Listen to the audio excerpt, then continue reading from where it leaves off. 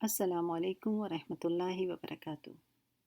نماز آنکھوں کی ٹھنڈک کا آج لیکچر نمبر 5۔ الحمدللہ آپ نے 4 لیسن جو ہیں کر لیے اور اب ہم نماز کی طرف پہنچ چکے ہیں۔ اس سے پہلے کہ ہم دعائے استفتاح یا ثنا کے بارے میں بات کریں، کچھ باتیں مسواک کے بارے میں پہلے۔ مسواک کے بارے میں کچھ احادیث کا مفہوم ہے کہ مسواک نصف وضو ہے۔ حضرت حسان سے مروی ہے کہ مسواک کرنا نصف وضو ہے اور وضو آدھا ایمان ہے، رائٹ؟ اور اسی طرح مسواک کو ایمان کا درجہ بھی دیا گیا ہے۔ حضرت عائشہ رضی اللہ تعالی عنہ سے منقول ہے کہ مسواک ہر بیماری کی دوا ہے سوائے موت کے۔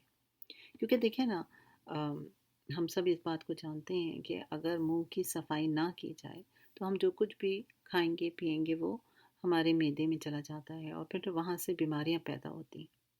جب منہ کی صفائی جو ہے وہ مسواک سے ہوگی تو ظاہر ہے کہ لقمہ بھی صاف ستھرا ہوگا، جو کہ آپ کے جسم کے اندر جائے گا اور اس کی وجہ سے پھر بیماریاں جو ہیں وہ نہیں ہوں گی یا کم ہونے کا اس کا احساس ہوگا۔ اب کرنے کو تو آپ برش بھی کر سکتے ہیں اینی ٹائم، ہے نا؟ آپ یہ کہیں کہ بھئی ہم برش کر لیا کریں، کر سکتے ہیں آپ وہ بھی، لیکن جب سنت پر عمل کرنے کا جو ثواب ہے وہ بہرحال برش کرنے سے نہیں ملے گا۔ کر تو آپ وہ بھی سکتے ہیں، کر بھی لیا کیجیے، کوئی مسئلہ نہیں ہے، لیکن جب آپ مسواک کو یوز کریں گی تو نہ صرف آپ کو اس کا فائدہ پہنچے گا جسمانی طور پہ، بلکہ آپ اس سے ثواب بھی پائیں گے انشاءاللہ۔ اور مسواک کے بارے میں ایک اور بڑی پیاری حدیث ہے جو ہمیں موٹیویٹ کرتی ہے مسواک کرتے رہنے کی۔ حضرت عائشہ رضی اللہ تعالی عنہ فرماتی ہیں کہ آپ صلی اللہ علیہ وآلہ وسلم نے فرمایا، مسواک کر کے جو نماز پڑھی جاتی ہے اس کا ثواب 70 گنا زائد ہو جاتا ہے اس نماز پر جو بغیر مسواک کے پڑھی جاتی ہے۔ سبحان اللہ! یعنی وضو میں آپ مسواک استعمال کرنے سے آپ کو جو ثواب ملے گا وہ 70 ٹائم زیادہ ہو جائے گا۔ سبحان اللہ! اللہ تعالیٰ کی آپ نوازشیں، اس کی رحمتیں، اس کے فضل دیکھیں کہ ایک چھوٹی تھی کوشش کو اللہ تعالیٰ ہمیں بڑھا چڑھا کے اس طرح لوٹاتے ہیں۔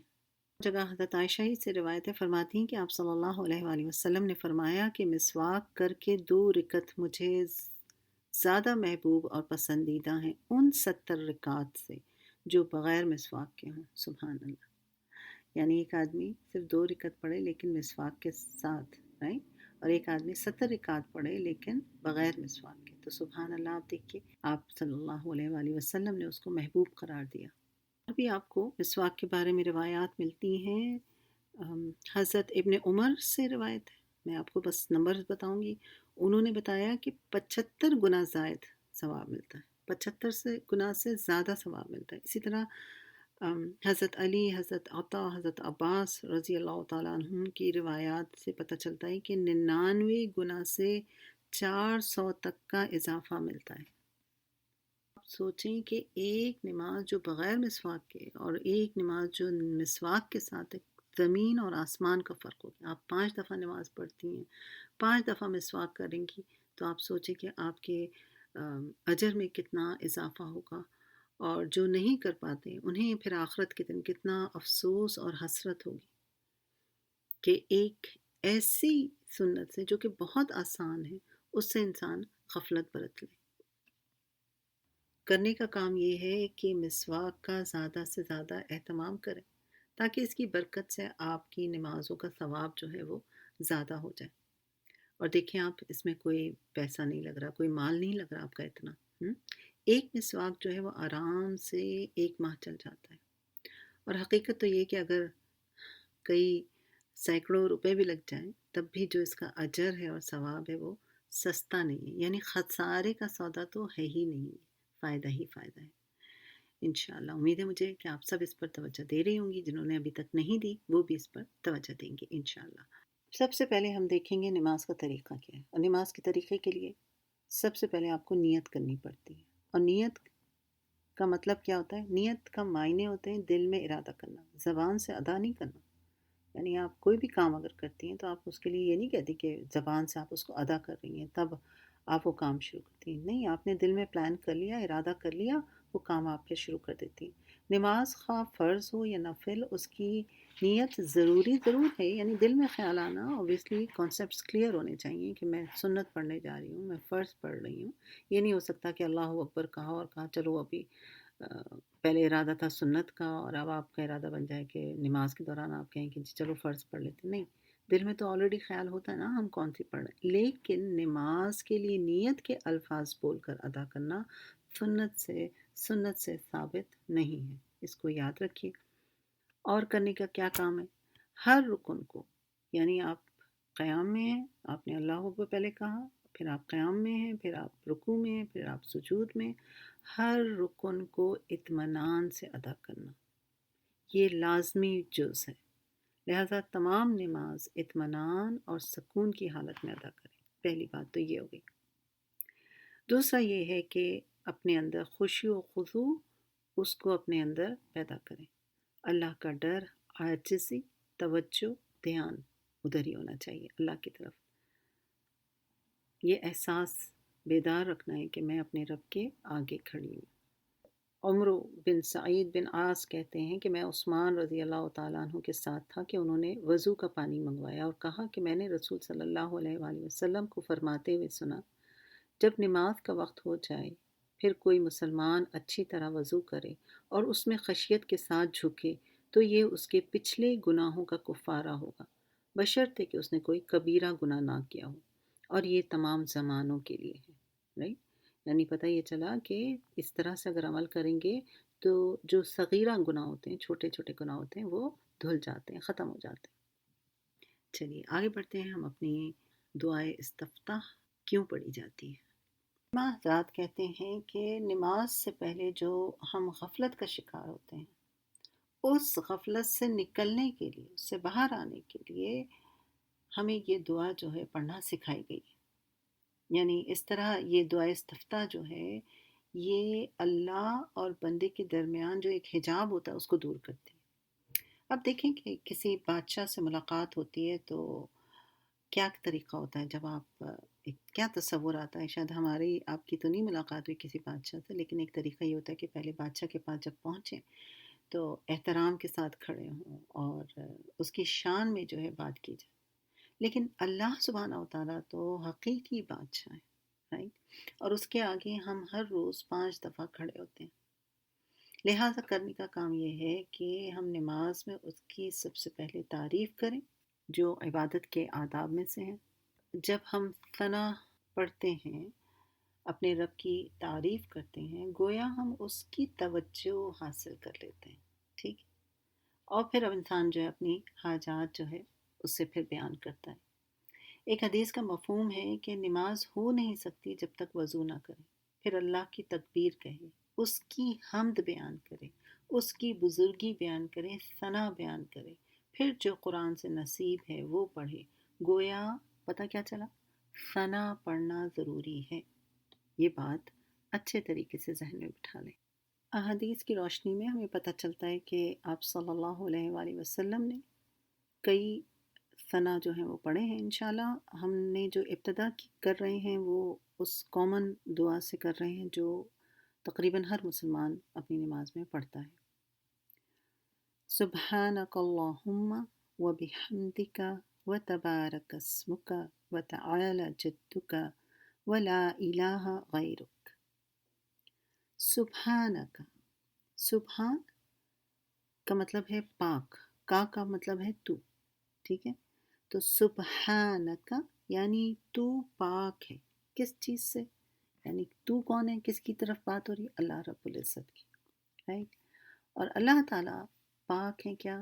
ہر عیب سے، ہر نقص سے، ہر کمی سے۔ عیب، نقص، یہ ورڈ ہم جب بولتے ہیں تو ہمارے ذہن میں بہت سارے نیگیٹو پوائنٹس آتے ہیں، لیکن دیکھیں جب آپ سوتے ہیں تو وہ بھی کیا ہے؟ انسان کی کمزوری ہے نا۔ انسان بھوکا ہوتا ہے تو وہ بھی کیا ہے؟ اس کی کمزوری ہے۔ کھا لیتا ہے تو توانائی مل جاتی ہے، سو لیتا ہے تو اس کو انرجی مل جاتی ہے، لیکن اللہ تعالیٰ ان کمزوریوں سے بھی پاک ہے۔ اس طرح اولاد کو لے لیجئے، اولاد بھی ایک بہت بڑی نعمت یقیناً، لیکن وہ بھی ایک کمزوری ہے، نہیں ہو تو چاہیے، ہوتی ہے تو بہت زیادہ اس کے اوپر وقت لگانا پڑتا ہے، اور اکثر وہ ہمارے نیکیوں کے سامنے کھڑے ہو جاتے ہیں. خیر یہ اگر الگ ٹاپک ہے، کبھی اس پہ بات کریں گے انشاءاللہ.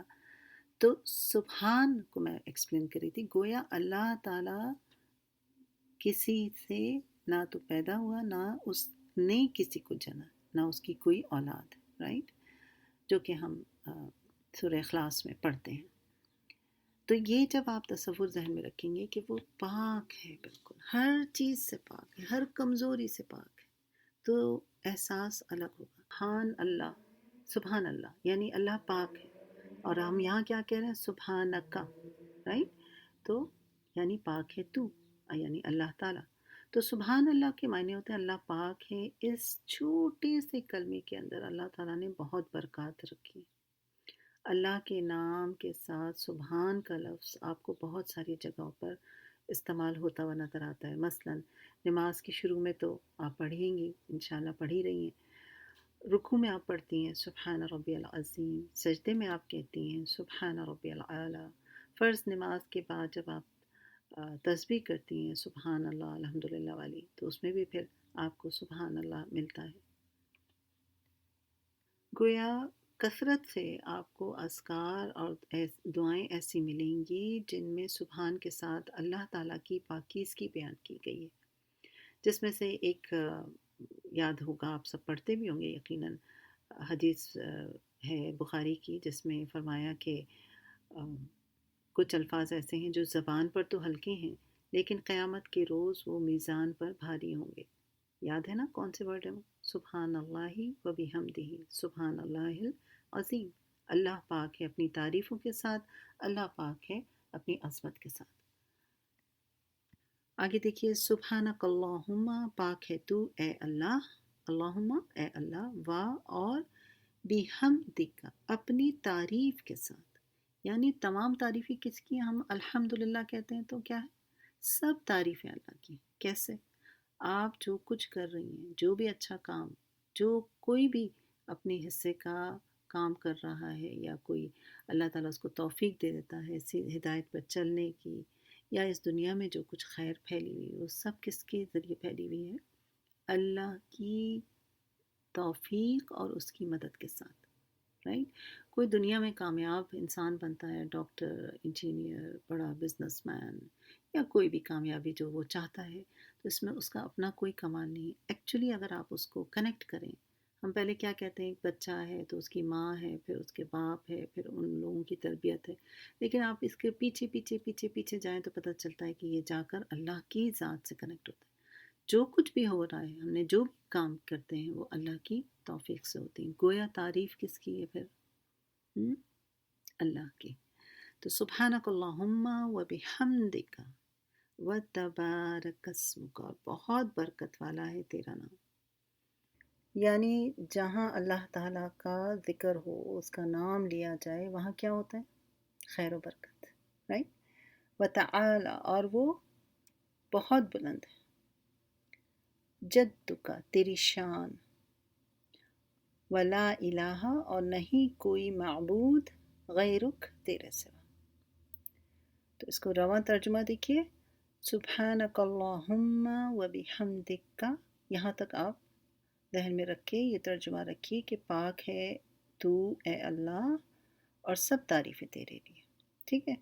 پھر دوسرا پارٹ آپ ذہن میں رکھیں، و تبارک اسمک، تیرا نام بابرکت ہے. و تعالی جدک، اور بہت بلند ہے تیری شان. ولا الہ غیرک، اور نہیں کوئی معبود تیرے سوا. ٹھیک ہے.